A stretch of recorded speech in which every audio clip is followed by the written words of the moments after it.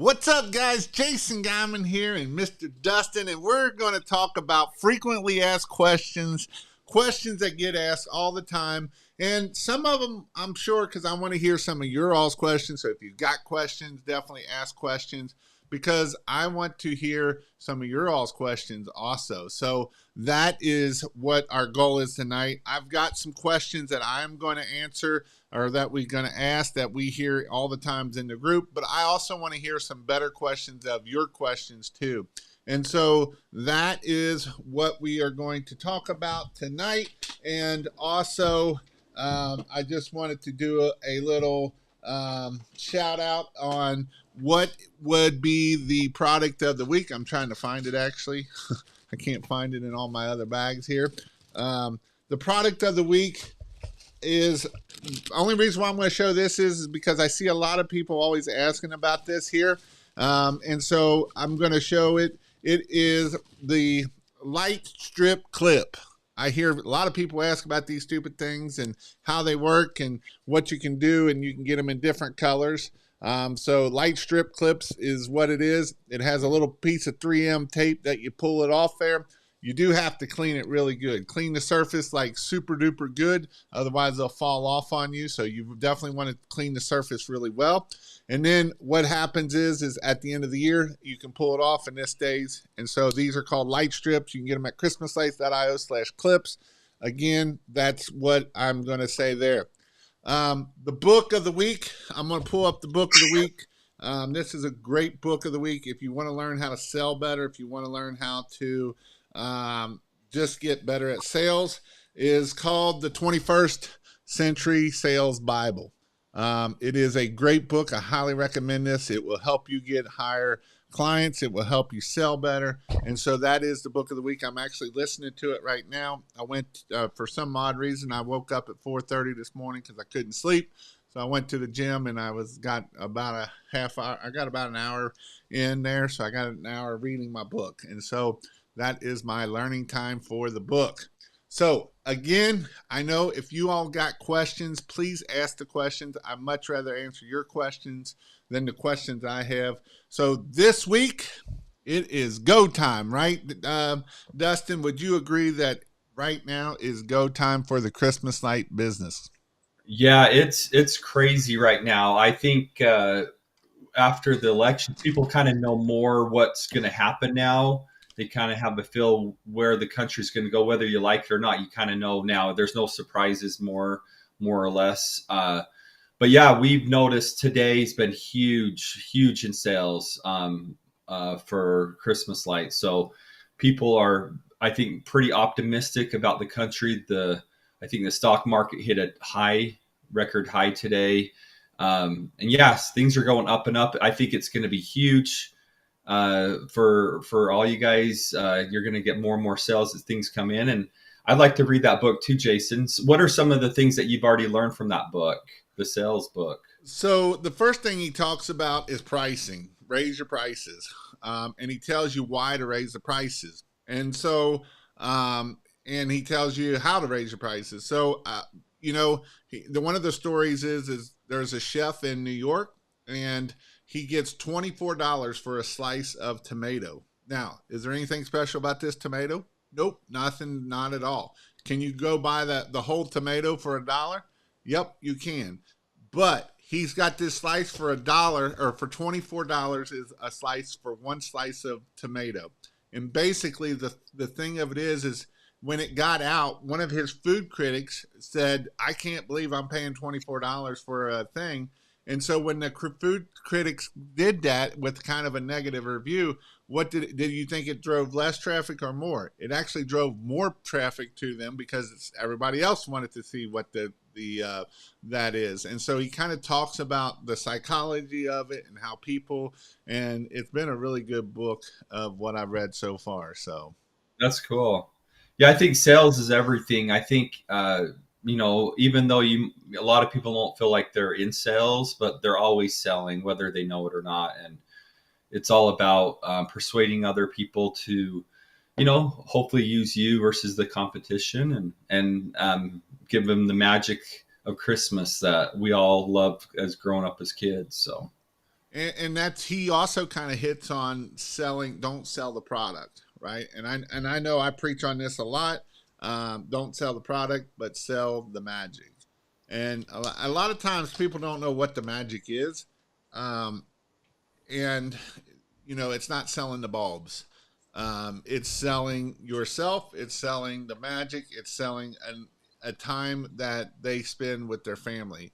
And he even hits on those things too, of being, how, one of the things too is how fast you get there, how fast don't be late. Those are all the little things that you might not think is a big thing to them that might hurt your sales. So if you say that you're going to get there at 1 o'clock, you better be there at 12:45. Don't get there at 1:05, because that's not good. And so he hits on that quite a bit of it for the sales side. Yeah, and I always tell a lot of my guys, I said, and even in my relationships with other people, is like, it's actually pretty easy to have win people over if you do what you say you're going to do, right?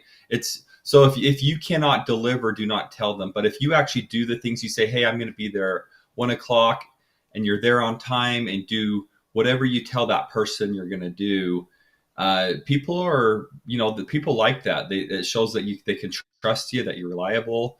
And once you do something that you couldn't deliver, then people are pretty upset. So Yep. So before we get into this a little bit, let's get into the supplies, and a lot of the questions that you probably get on the supply side of it, being that a lot of times getting Christmas lights out and stuff. So tell us a little bit about how is the supply of Christmas lights for 2024. yeah, so it's crazy. We are. I mean, you were just asking me this a little bit ago, but yeah, the product is going out fast. You know, I don't know if we're going to run out or not, but we got a lot of product, but it is dwindling fast. Uh, it's crazy. I think the election, I think people anticipating, good things in the country coming up and stuff like that. And again, Christmas. I think Christmas just does not die. It's incredible. I owned the Christmas light business during the last recession, 2005, 2006, and that was the first recession I was through, and I was really worried about Christmas lights, and it actually went up. So it's just like it just does not go down. It seems like so with COVID, went up every year. It's going up. So it's a very busy time. We are shipping up hundreds and hundreds of orders a day. It's incredible. So there's a lot of you out there doing it. So I'd like to hear some of the questions that people have though on, some of the things that, maybe you're having a hard time with out there and you need our help. Let us know. So. Yeah, so I haven't seen no questions come through yet.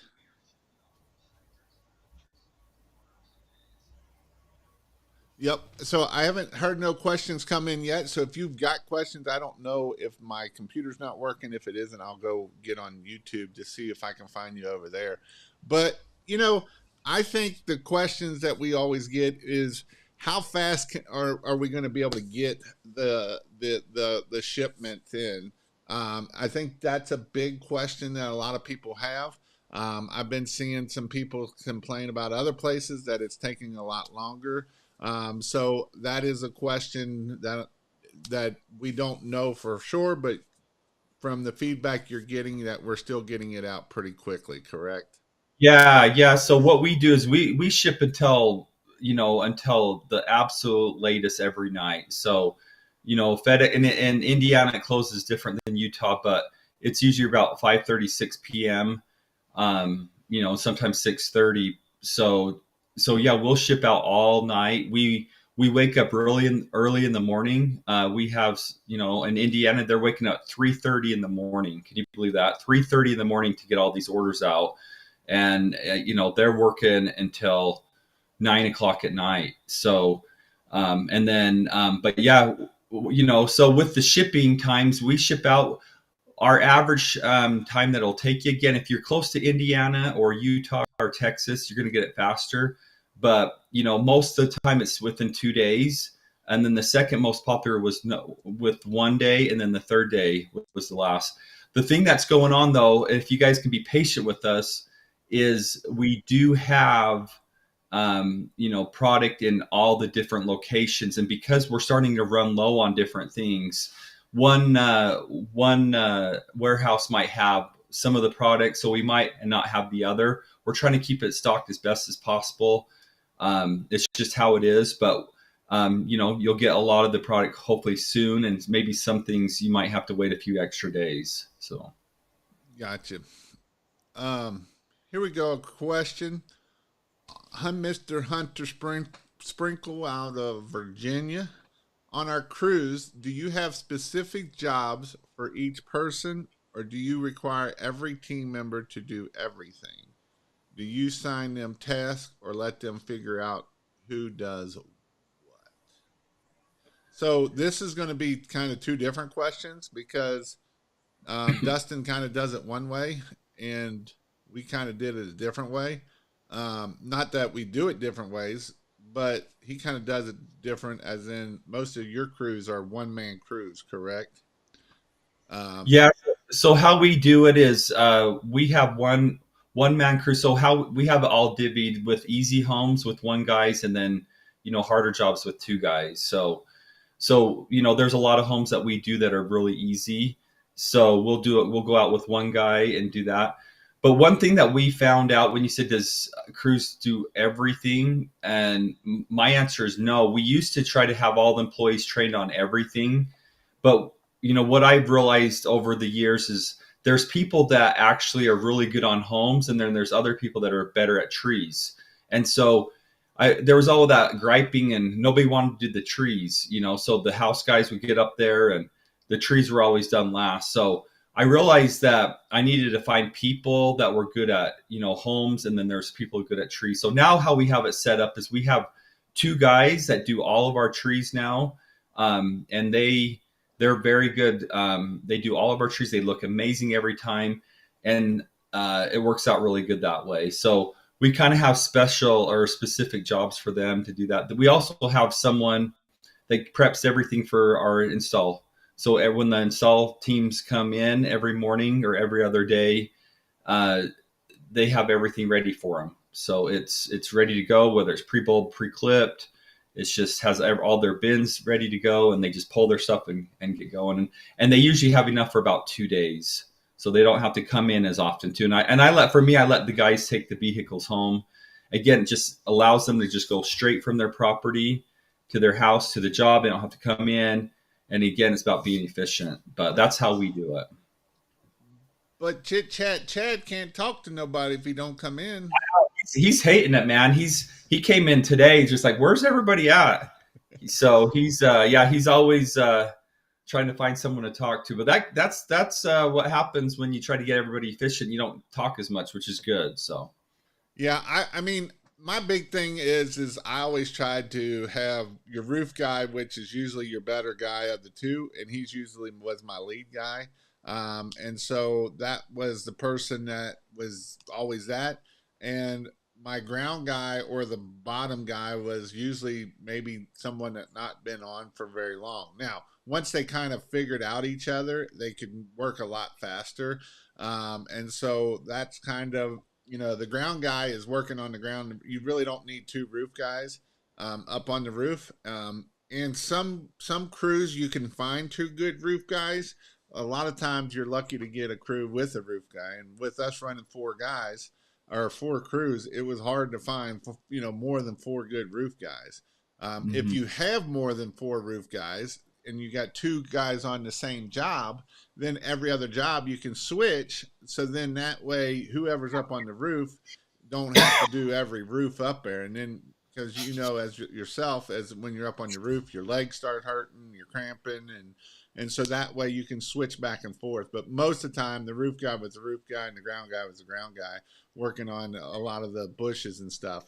Now, we did do a lot of HOAs, so a lot of times we would have one crew that just did a lot of the groundwork. So if there was a job that had a lot of trees and a lot of bushes, we would send that crew to do that also. But most of the time, if you only got one little tree or one little bush, your ground guy would hit that. And it's really, a lot of people don't think how important a ground guy is. A ground guy is probably one of the most important thing is out there, because if you got a good ground guy that can see what's got to go next, then he can have that wire up there fed to you. He can have all the lights up there to you. He can have everything for you. And that's why it's important to have a good ground guy, because if you don't have a good ground guy, then you're just waiting. If your ground guy knows that, like the other day I was with DJ, and DJ's like, I dropped my pliers. So I ran over, got the pole, put them on there, got them up there within 2 minutes, not do do do do do do. I was in a, I was able to get it done and getting back up there. No, I didn't throw the pliers at him so they'd cut him. So I put him on the end of the pole, stuck it up there. And so that is definitely a way to do that. And so just so you all know, Eric Beck is going to be on Sunday night. I would highly recommend you to come Sunday night. He's killing it with door to doors, and he's going to come on here. And he put on here, next year I'm hiring guys for trees only. Trees only. Good move, Eric. Yeah, that's been a game changer for me. So again, I have people that again, I found over the years, I found two guys that are really good, and we just and then they do some of the homes, but they're 99% of the time they're just doing trees. So what we do is we have our guys go out and do the homes, and then they have their own different route. They go out and do the trees at a different time. Our guys will make sure all the power's ran for them, so that the tree guys aren't doing any of that, but they'll have it kind of rolled out of the way. So that, if people are still mowing lawns and stuff, and then they'll just pull it out, make sure everything's working, and it works out pretty good that way. So. Yeah. Talking about roof guys, I know I've talked about it last week, and some of you already know because it's been on social media, about David Wyatt that was up on the ladder last week and fell off, hit the electric lines coming on the way down. He did pass away. I believe it was more from the impact hitting his brain than anything, because that was his problem, was his brain. So just be careful out there this year, guys. Don't, I've heard a couple different stories. One of the stories I heard is he was working with some wire or something, and it fell down and hit the power lines. It arced over, knocked him off the ladder. I don't know what exactly happened. I'm sure we'll find out eventually, but you got to be careful up there. It's one step away from, a lot of times I had a discussion the other day of what do you do when you get these power lines, and honestly, you need to stay away from them. I mean, a lot of those power lines don't have no covering on them right there, and it's 220, and it will kill you pretty quickly. So just be careful when we're dealing with roofs. Be careful when we're on roofs. If it's too steep, don't have the right equipment, then don't do it. It's not worth falling off of the roof. If you don't feel comfortable on a roof, don't get on a roof. It's all about safety at the end of the day here. I miss my ground guy, and I always say a good ground guy can save you hours a day, literally hours a day. He can, if you got a good ground guy that can help get those lights up for you, and you got a little jumper here, and you can have the jumper made. And so a good ground guy can definitely make your time a lot better. Talking about that, what do you use for a tie off on roofs that don't have anchor to roof? I don't want to put holes in the roof for an anchor. And this is a question that I think we need to probably work on doing better in the industry on this. Honestly, I think this is something that the industry keeps growing. I think we need to figure this out more. Rather you use trees and you do rope systems, you put an anchor in. You can use the Ridge Pro, but the Ridge Pro really isn't designed for that. And honestly, getting safety trained on harnesses, because even if you fall in a harness and you drop that stop, you can only sit in that harness for so long, or otherwise your legs go numb and basically you die that way when they let the blood out of it. And so it is important that we do, that we are aware of this. I get that you don't want to put anchors in, but it is definitely something you got to be careful of. What's your thoughts on this Dustin, you've been at this 20 years and have many employees. Yeah, And it's a that's a good question. It's kind of a hard situation where with Christmas lights because you're moving up there, all over the roof. When you're doing shingles and stuff like that, it's you can definitely tie in easy because you're just doing one section at a time. You just keep going on the roof. But there's a lot of ways that you can be safe. Anytime that you're on a steeper roof, always make sure you're tied off. Um, be very careful with everything that you do. Tie your ladders. I think I told you guys last time, we tie our ladders. Make sure the ladder is secure to when we're climbing up, so it doesn't swing out from you, and stuff like that. But I think, like you said, Jason, I think it's going to take all of us to make this industry even safer. I think it's going to be like, hey, everybody, let us know what you're doing to be safe, and then we can keep getting better and better. I think it's going to be that approach that we have to just keep pushing those standards. And I think if you're charging enough, you can be safe as well, right? Because you don't have to be so fast on these homes, and you can be extremely safe and make sure that you come home every day to your family. yeah, that's pretty important. Um, just saying. Um, true. Tell my ground guys they got the easy job. What would you recommend, in person or online quotes? I have about a 35% close rate in person, but it's getting so busy. Want to know your thoughts. Thanks. So, my thought is when I started learning how to do Christmas lights, I learned from a guy out of Chicago, and he was doing very well back then. In 2014, he was charging $7, $8 a foot in 2014, and he was one that he did all in person quoting. And so when we took the effect, because we had our pressure washing business, we did everything online. So we actually started to do everything online. Our close rate was a little bit less than his, but it was within 2 or 3% less. And his average ticket was a little bit higher, but in the end, it wasn't that much higher. It was probably maybe $100 to $150 higher. But he went to every quote that he did, and so that took a lot of time. And the year that we went up there, he had himself and two full time salesmen driving around to every house for every quote up there. And so I didn't see the cost of me paying for a guy to go out there worth the $150 extra, in my opinion, for me. And so it is something that if you have a small area, I know that Wesley Bloom is a pressure washing Christmas lights, and he has a very small area. Like his service area is 5 miles, 5 mile circle, right?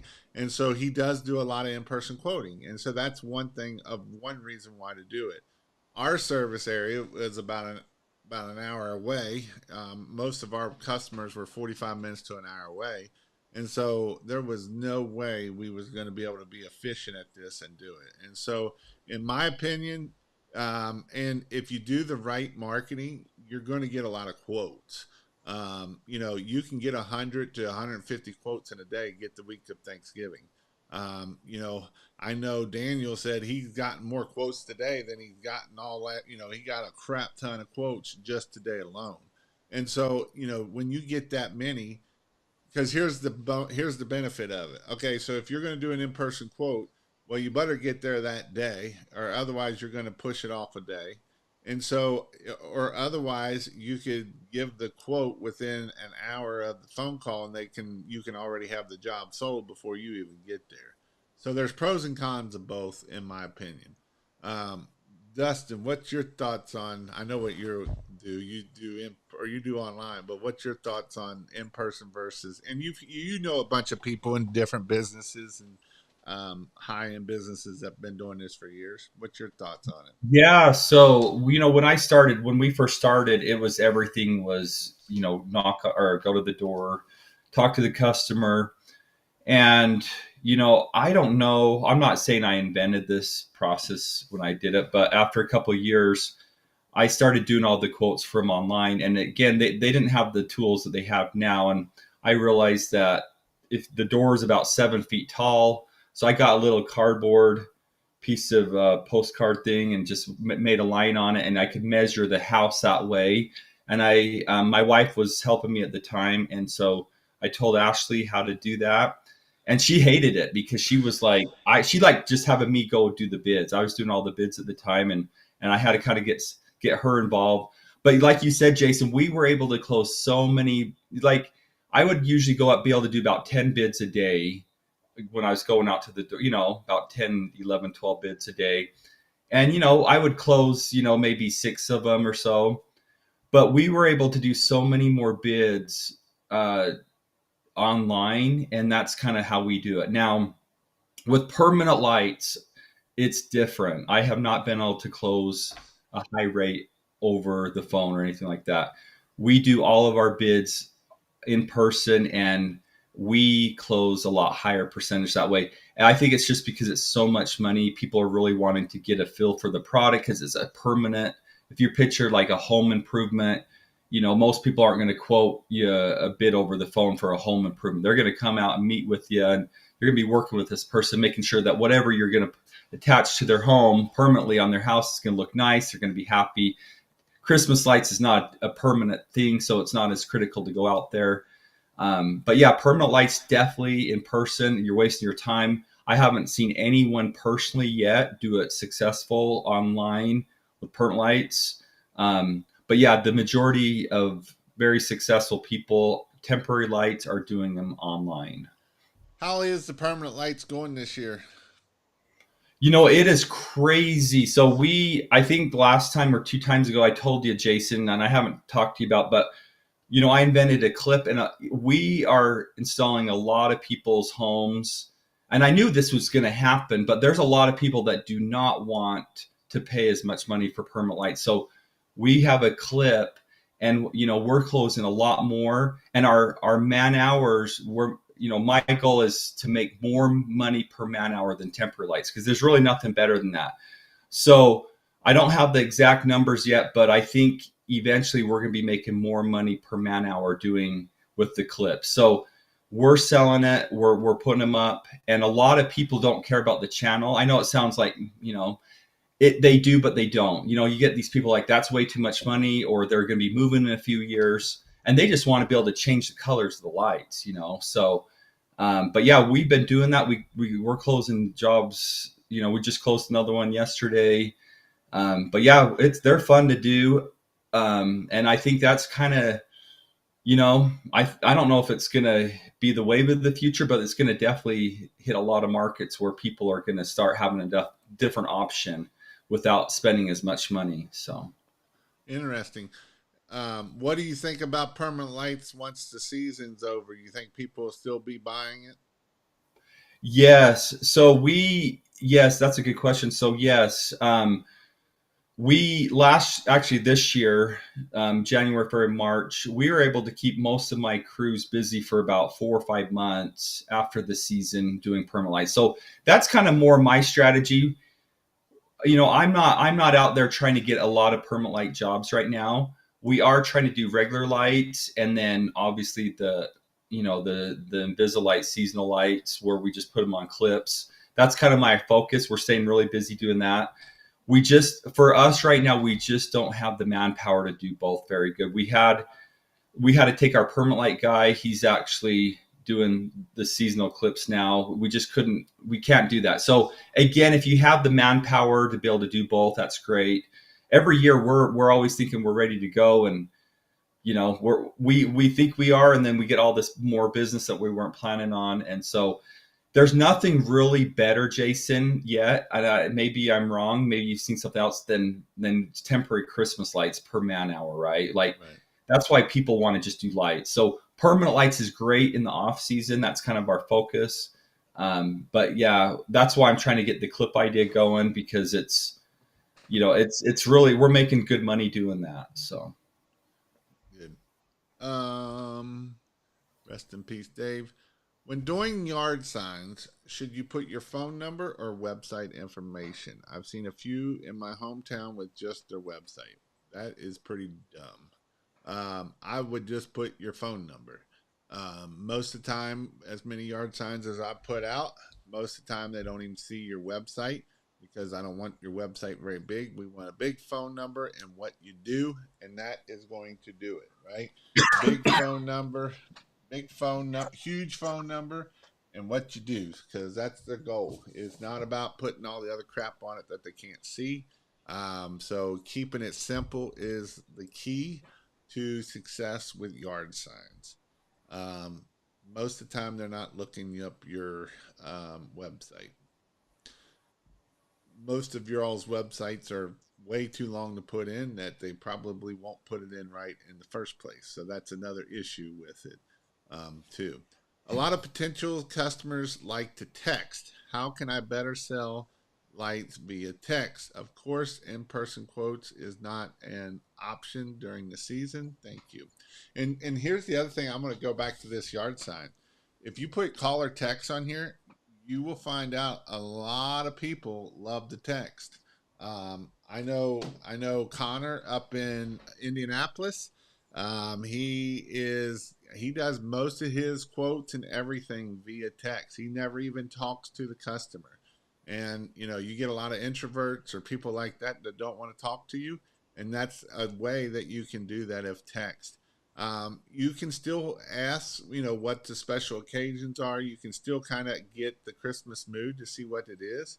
And so you just kind of got to play with what's working and what's not with you with the text. Do you all get any text, or do you even know what that is out there? And Yes, we do a lot of text. I would think now probably 80% is text now for us.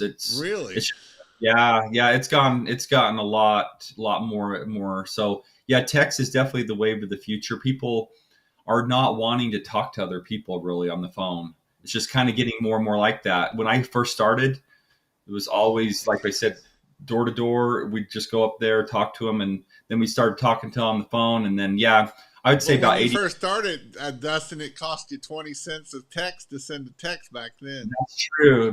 Yeah, it's true. It was expensive back then. So, yeah, yeah. So the other thing I like about text is you kind of have a written document of everything, what's going on with everything. So it's kind of nice to go back if you ever have to. But no, it's if someone's calling though, I feel like they are the best customer. So if someone's calling, they are very interested because it takes some energy to call someone. When I call someone to get a service over whatever I'm doing, I'm pretty interested in getting that done, right? So and we always talk about this, if you actually answer your phone, because they might have already called 3 or 4 or 5 different people off different signs, they just don't answer or whatever, and they don't want to text, they just want to, hey, I want my lights done, what's the price?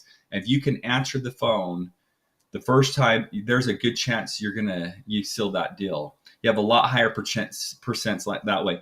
With text, you're not going to get as people as interested. You're going to get people just curious more.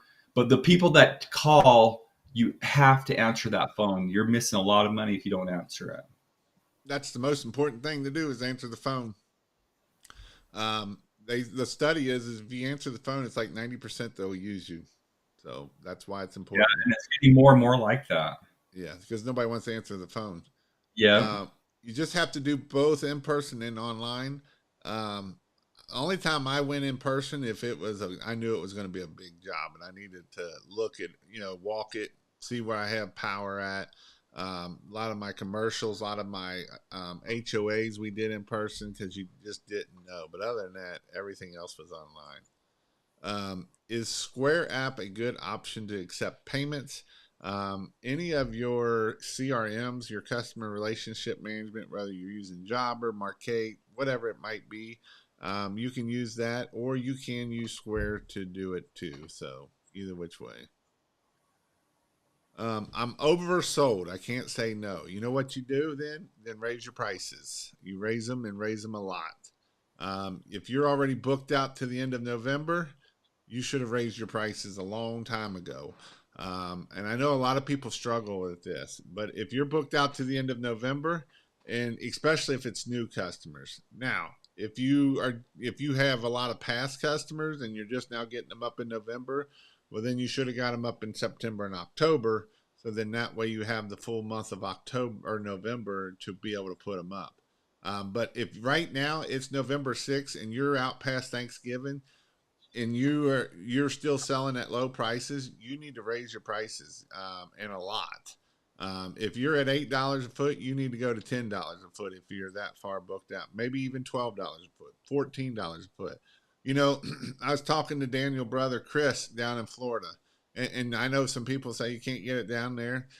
He's closing jobs at $18 a foot. $18 a foot.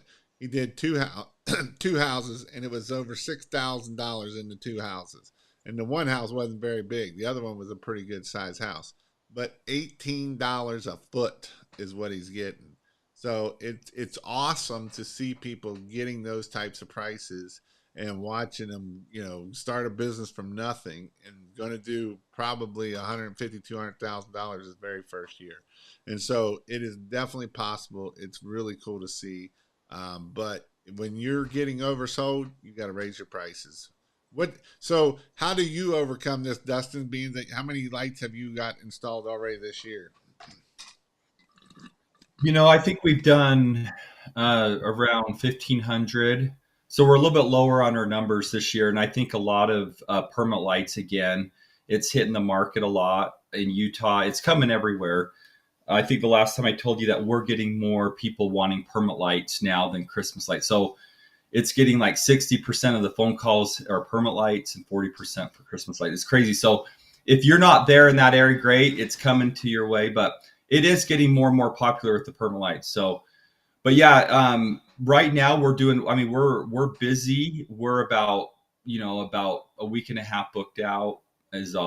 Is about a week and a half right now. But we're getting tons of leads. Like you said, the last couple of days we've gotten so many people wanting their lights done. So, but yeah, they're coming in like crazy. So. Yep.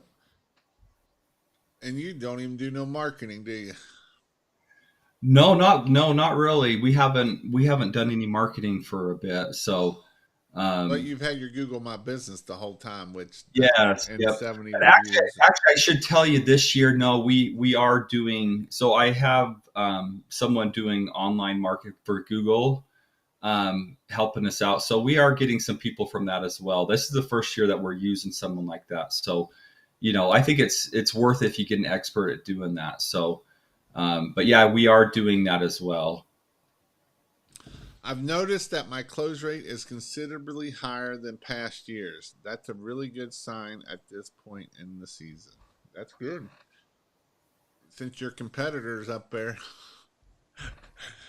you know, I know that I know your competitor, David. I haven't seen him on here in a while, but he was in the group the other day talking about a tree that he did, and people couldn't believe that he'd getting those prices, and I can believe it. I mean, it's one of those things that you can get it, and it's just a matter you got to ask for it. So that's what's cool to be able to see that happen, and that you guys are doing well too. And here's the thing, guys. You know, a lot of people think that you got to be special to start a Christmas light business and make $100,000 or more in a year or whatever, 500,000. There's nothing special. In fact, Hunter here, he was literally a forklift driver, driving a forklift, and started his pressure washing and Christmas light business. And he's hiring people and growing his business, and so you can be successful. Even being forklift drivers.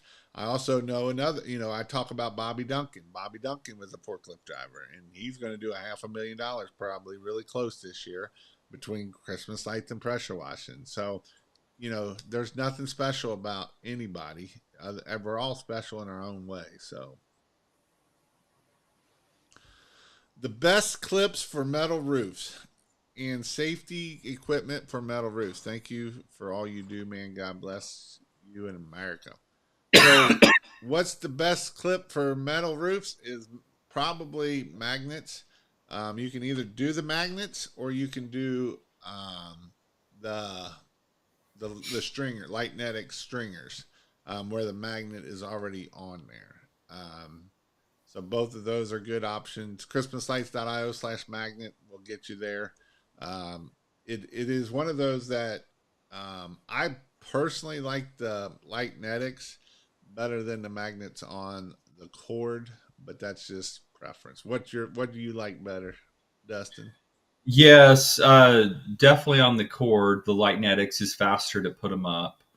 Um, but yeah, they're good. The magnetics, we use them all the time as well for pinches and just different things that you need them for. Anything rails to pull along, anything metal. It's very easy to use. So, but yeah, the Lightnetics are really good as well.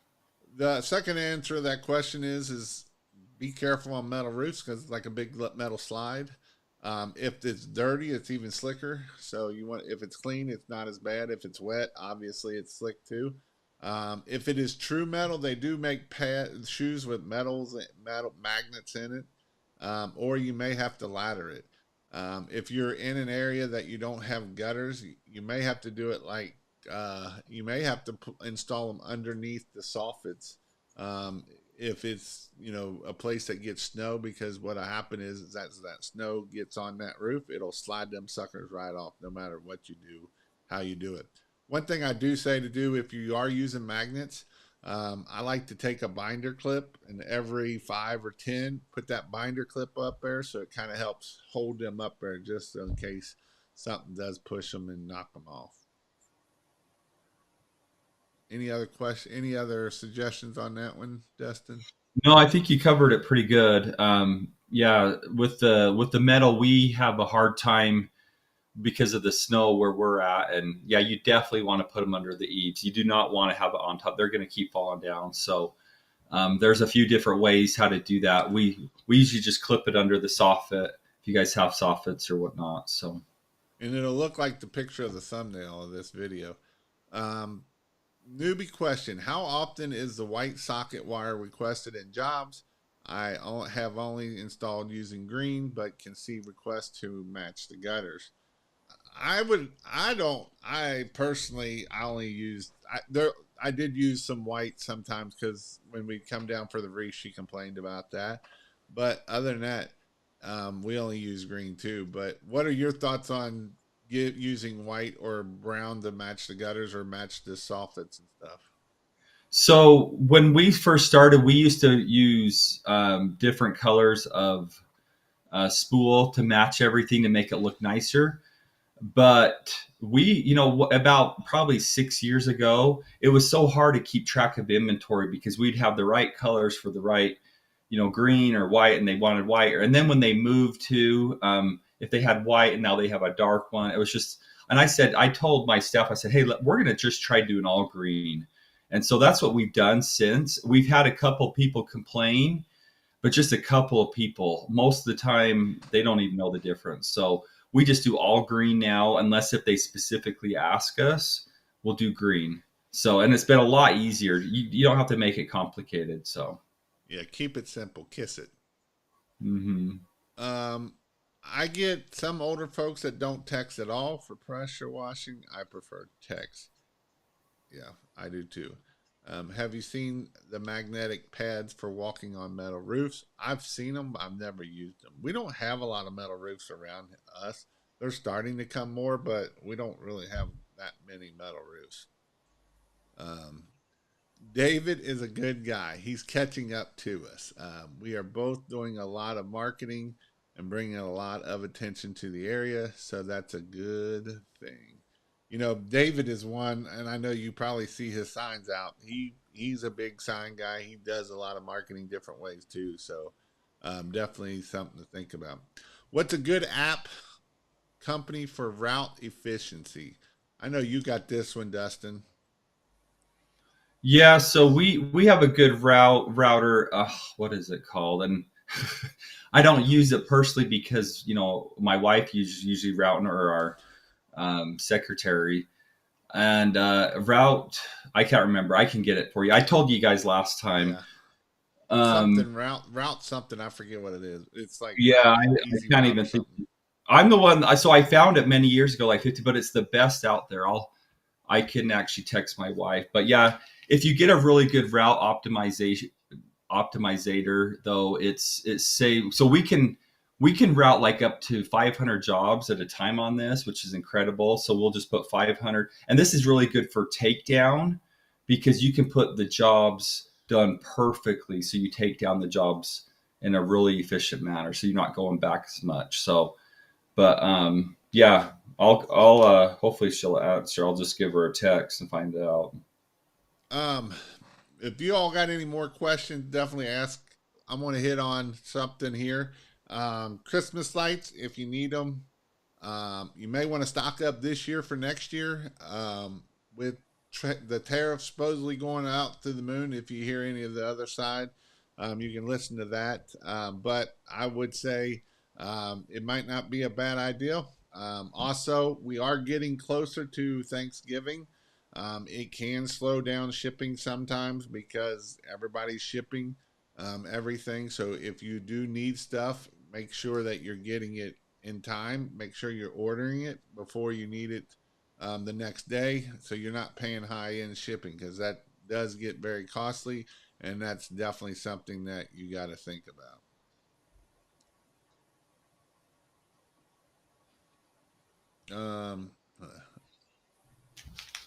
I I saw an ad a while ago for C9 spool with suction cups.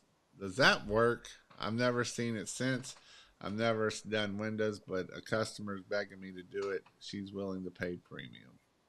What's your thoughts on the suction cups? So yeah, so a few months ago they were pushed heavily, and I'm not. I told the people I was I'm a little bit skeptical of it because with suction cups they can fall off. But yeah, that's what's going on. Yeah, the suction cups that you've probably seen, people are having a lot of problems with it. It's when it gets cold and hot, it starts pulling them off, and then you're going back. But um, yeah, I think eventually with the better suction cup, it's going to be a lot better. But right now, it's not. I wouldn't use the ones that are on the market right now. The ones that actually Adams Company, they're for some reason they don't sell them anymore. But those are actually pretty good suction cups. I've used those ones with pretty good success. But again, it's one of those things that you might have a lot more service calls if they keep falling down on you. So Yeah, they're stupid. Um, if you don't, you can use the light strip clips. If it's a vinyl siding, you can actually take the C7 and slide it in the vinyl siding on the other side of it, which looks pretty cool too, and really easy to do it that way. Do yeah, they're ridge a clip? lot faster and they don't fall off that way. Yeah.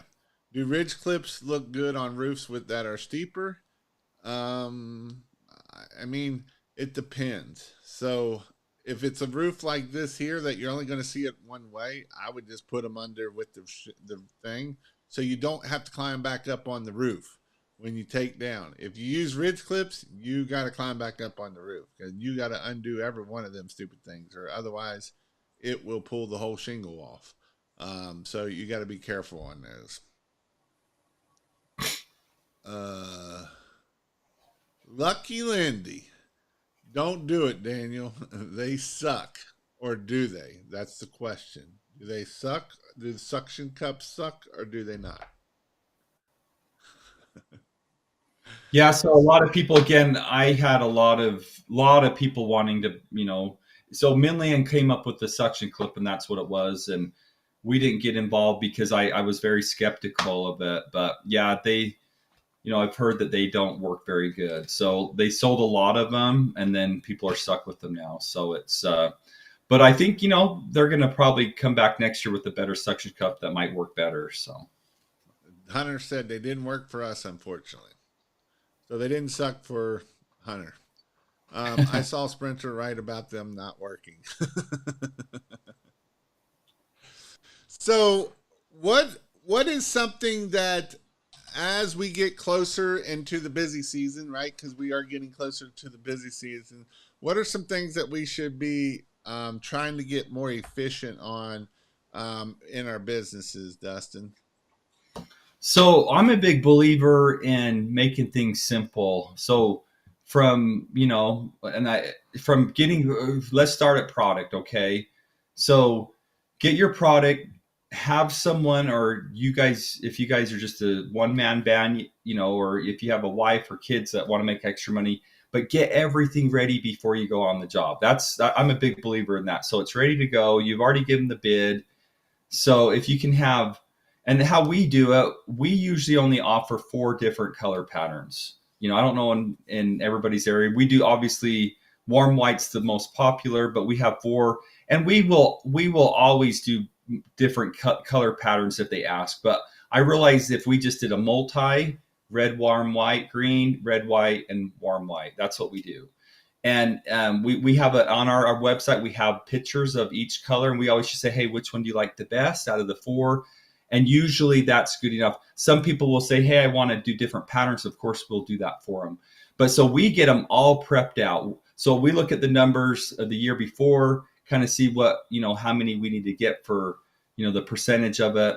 And we kind of get, a tally of everything and have enough colors for us, again, to keep our guys busy. Because right now, it's crazy, but the last 3, 4, 5 days it's gotten so busy. So we might not be able to, like Jason said, you might just have to keep raising your prices, but it's really busy right now. And so you don't want to be out there screwing in bulbs on jobs right now. You're going to be losing a lot of time and money. Like, you can get a lot more jobs and be more efficient if you have everything prepped, ready to go. And by the way, you can get the bulbs and clips and already prepped on you too. I don't know if you knew that too, Jason. It's on your website. Yep. So if you're in a pinch, just don't mess around and try to put that stuff together. It's easy, but you can buy these, and it's pretty close to the same price. So we have my guys put them on after in the off season. So we started just doing that for other installers. So we do that, and basically, if you look at the price, it's very close to what it is without, with putting them in. So you'll probably save money doing that as well. But yeah, we have them all pre-bulb and clip ready to go if you want to buy them. So that way you get them right, you get them and you're ready to put them up. So that's on the product side, which I 100% agree. If you don't do that, you need to. What about how do we get more efficient on the phone call side of getting quotes out faster? So what we do again is, we instantly get back to these people. I was talking to Lucky I think a couple of weeks ago. She does the same thing, but you want to get back to them really fast. So that's why I don't think you have time to be going to people's homes. Again, now it just depends. So if you're just starting out, I read a comment, someone just starting out barely, and you don't have that many leads coming, I would go out and meet with these people. I know someone that I got going last year late in the season, and they went out because they only had a couple of leads, and they went out and they closed those leads versus trying to do online. Now, once you get bigger and you're getting more leads coming through, then do everything online. But again, starting out, if you don't have that many leads coming on, you have more time than anything, you can go out and close these leads. But, after a very short period, you're going to want to do everything online. And be able to close out that way. So once you get the job, you get everything booked out, and then you process it back over to the install part of it and get all the bulbs prepped and all that. So how much to pay a general manager overseeing 2 pressure washing crews and 2 Christmas light crews? This is one that I guess my question as a general manager, what all is he doing? Is he taking phone? Is he over the office too, or is he just over?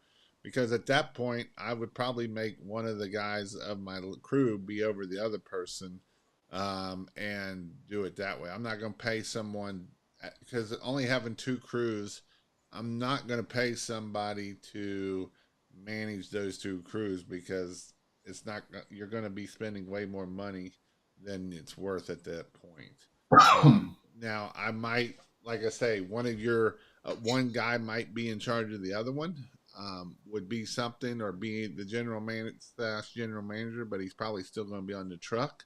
And that really isn't a general manager, because when I think of a general manager, it's more of they're running the whole business and not you there, right? they're in charge of the secretary. They're in charge of all the jobs going out. They're kind of that person, in my opinion. And that person, you're going to pay probably anywhere from the person that did it for when I sold my business, they hired a chick that did it, and she did it for 60 grand a year, and she was there for 5 years. And when I left in 2000 or 2020, she was still at 60,000. So, I don't know if she ever got a raise, but you're going to probably pay anywhere from 60 to 100,000 for that person to kind of that runs your whole business at that point. But with two crews, that's a lot to. I don't think you're there to do it at that point, in my opinion. That you'd be paying out a lot of labor.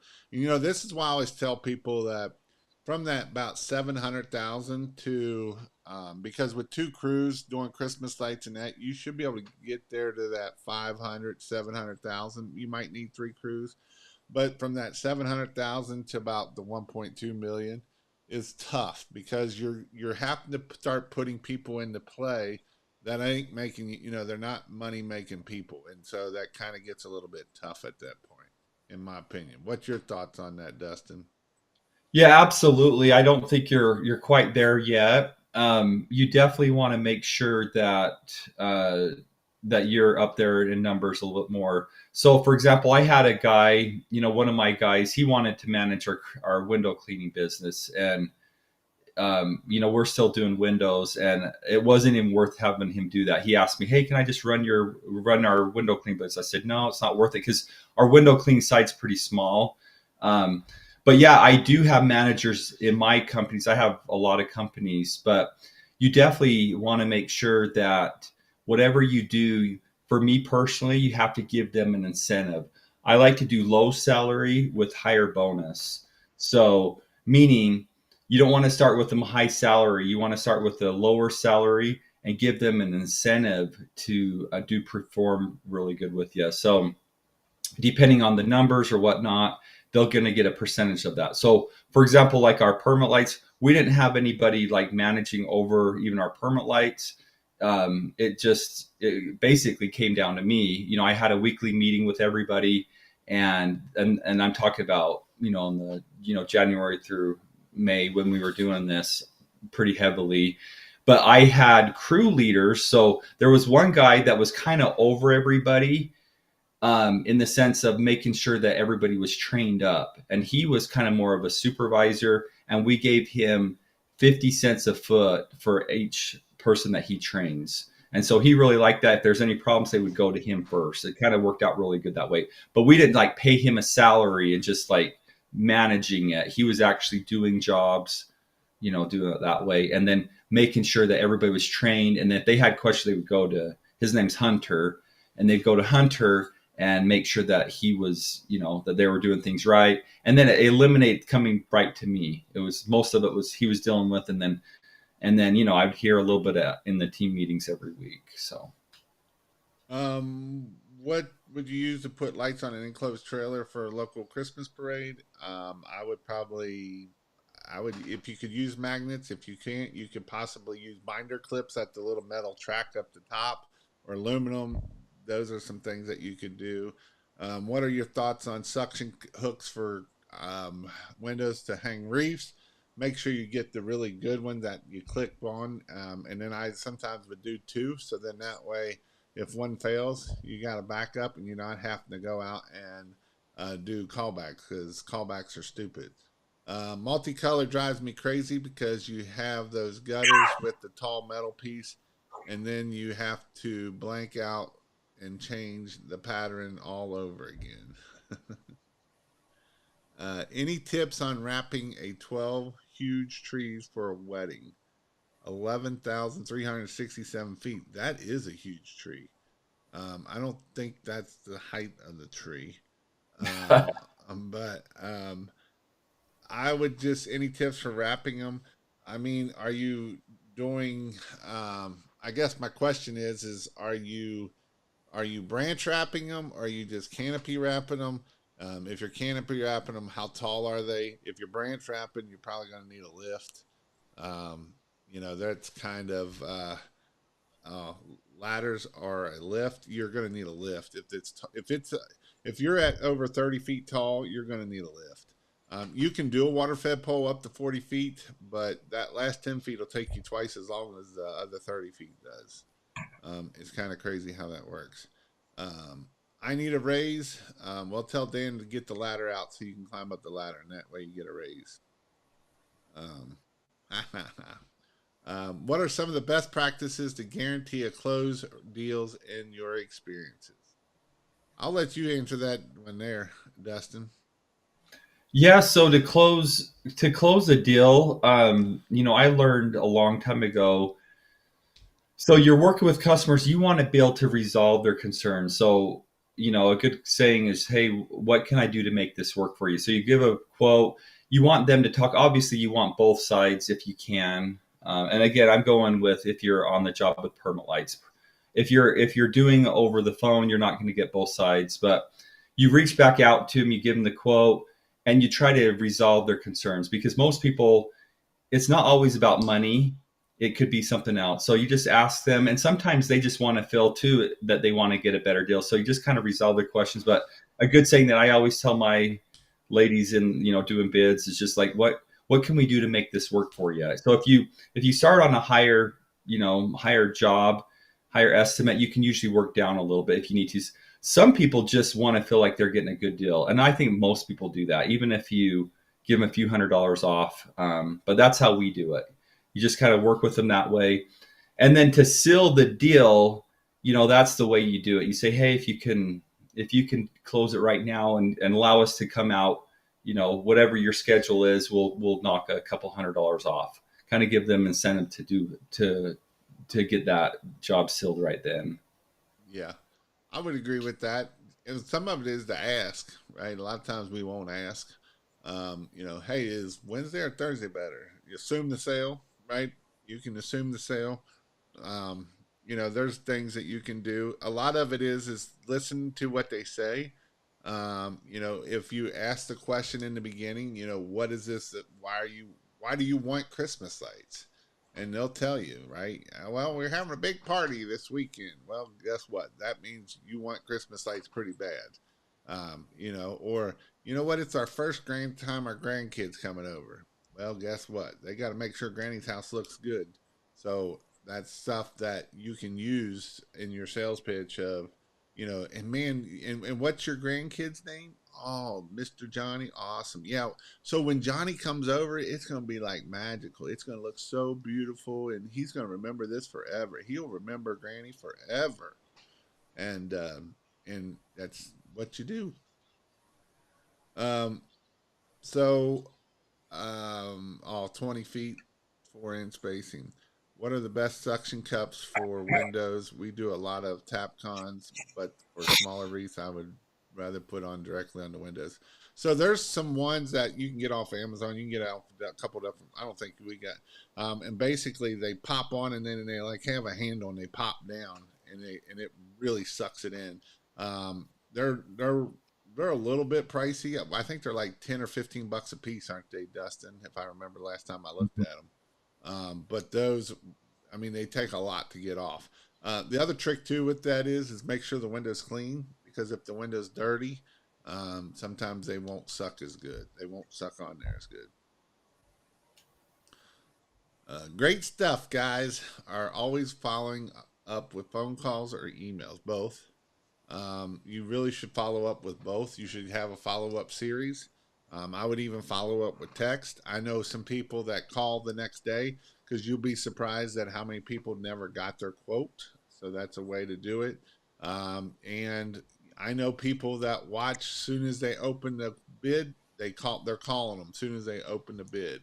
So, that's another thing that you can do to make that happen. But any words of encouragement for this week, Dustin? Yeah, I'm gonna say, we only have about 3.5 solid weeks, so now's the time to get going. If you haven't placed those yard signs or done the things that you wanted to do, now's the time to do it. It's getting really, really busy, and it's only going to get busier. So you're not too late if you haven't done much. Just get out there, try to get a few jobs if this is your first year, to get over that hump. Because even if you did, 3, 4, 5 jobs this year, you're going to feel so much more confident next year to do it. So I'm excited for all you guys to do well. I think, again, everyone's excited. Not everyone, but the majority of people are excited for the way things are going, that will be going in America. I think people are uplifted and want to, I think things are going to go good. One thing that Jason said is true with the tariffs. That's the only bad thing that I can see happening is, for Christmas light people, but it's going to be for everything, is the tariffs probably will be going up next year. So don't be distraught if you have a little extra of inventory left over this year, because it's probably going to be cheaper this year than next year. So great. If you need lights, go check out christmaslights.io. I've got all the lights. I would say the same thing. I know that a lot of new people are like, been watching all these big dogs, been getting jobs for the last month and showing these big tickets, and they're like, why can't I get this? And when you're new, I always say you got to wait till November. So this is the time to put them out. If you've got yard signs, I'd be putting out 100 a week at this point, and just hammer them. So you got about 3 weeks, 300 yard signs. That would be your goal, should be your goal. Make sure you're answering the phone. If you need product, like I say, we got all of it right now between the 3 locations.